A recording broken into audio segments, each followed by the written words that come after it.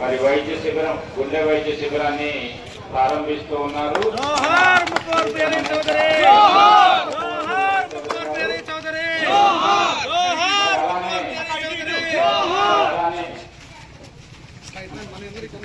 చౌదరి గారి నేతల్ని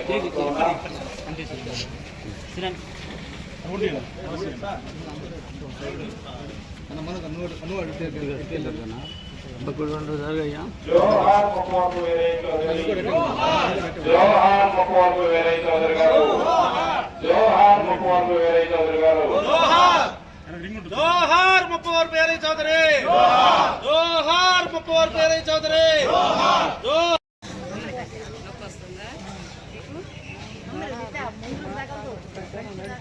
వయసు ఎంత? 63. అదే ప్రాబ్లం ఉంటుంది.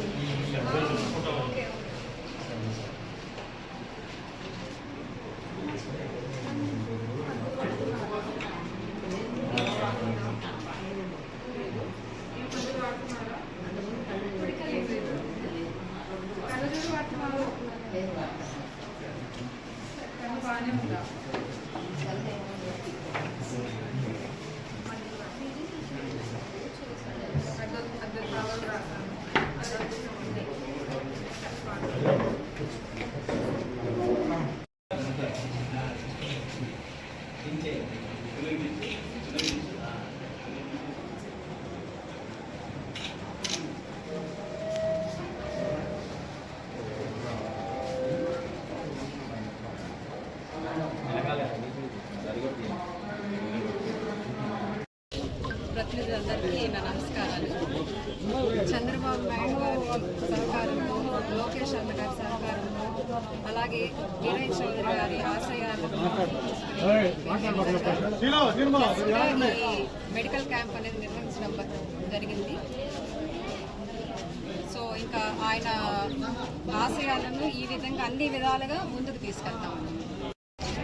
ఈరోజు ఈ కార్యక్రమం స్టార్ట్ అవడానికి మొదటగా సుపరిపాలన తొలి అడుగు కార్యక్రమంలో వీరయ్య గారు చనిపోయిన తర్వాత ఈ గ్రామం అంతా కూడా మనలో చాలామంది మరి దిక్కులోని పరిస్థితుల్లో చాలా వేదనలో ఉన్నప్పుడు మేడం సుచిత్ర వీరేశ్వర మేడం గారు కమలమూరు గ్రామంలో ప్రతి ఇంటిని దర్శించడం జరిగింది.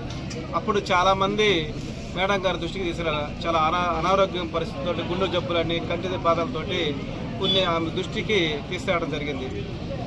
ఆ క్షణంలోనే మేడం గారు టైం చూసుకొని ఈ కార్యక్రమం చేద్దామని ఆ రోజు మనసులో అనుకొని కొంతమంది చెప్పడం కూడా జరిగింది. అయితే మంచి టైం చూసుకొని అందరు సెలవులు ఉన్న టైంలో అయితే మంచి బాగుంటుందని ఈ దసరా సందర్భంగా ఎప్పుడైతే అందరు ఖాళీగా ఉంటారని ఈ కార్యక్రమాన్ని పెట్టమని ఆదేశించడం జరిగింది.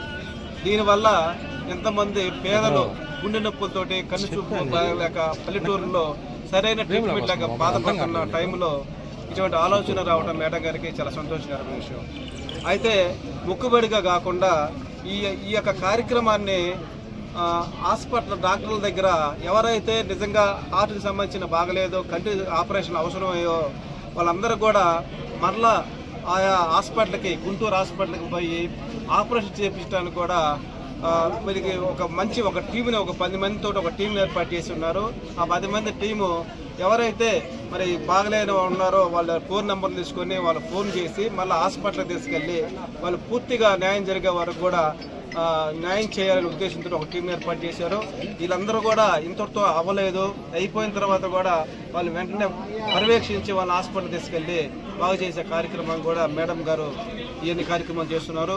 మేమందరం కూడా నిజంగా చాలా మరి వీర చౌదరిగా చనిపోయారు, మరి ఎలా మా పరిస్థితి ఎలా రాజకీయంగా కానీ మరి ఇంకా మమ్మల్ని ఆదుకున్న పరిస్థితి ఎవరు లేదన్న టైంలో మేడం గారు మరి ముందుకు వచ్చి నేనున్నాను మీకు అనే ఒక ధైర్యాన్ని నింపినందుకు మాకు చాలా సంతోషంగా ఉంది. ఇటువంటి కార్యక్రమాలు మరి మేడం గారు ఇంకా ఎన్నో చేస్తారని చేయబోతున్నారు. గ్రామంలో కానీ మండలంలో కానీ మరి వేరే లోటు మేడం గారు తీరుస్తారని నమ్మకం అందరికీ కలిగించే విధంగా ప్రతి కార్యక్రమాన్ని మొక్కుబడి పూర్వకంగా కాకుండా నిజాయితీగా నిక్కసంగా చేసే విధంగా కార్యక్రమాలను చేసే విధంగా ఉంటారని ఈ విధంగా మేడం గారికి పార్టీ తరఫున మాకు పూర్తి సహకారం మా ఎమ్మెల్యే విజయ్ కుమార్ గారు అన్ని విషయంలో మాకు సహాయ సహకారం అందిస్తున్నాడు. ఈరోజు కూడా రావాల్సింది ఆయన నిన్నే అసెంబ్లీ సమావేశాలు ముగించుకొని లేట్గా రావటం వల్ల కొంచెం లేట్గా వస్తానని చెప్పున్నాడు. అయితే ఆయన కూడా వచ్చిండేవాడు.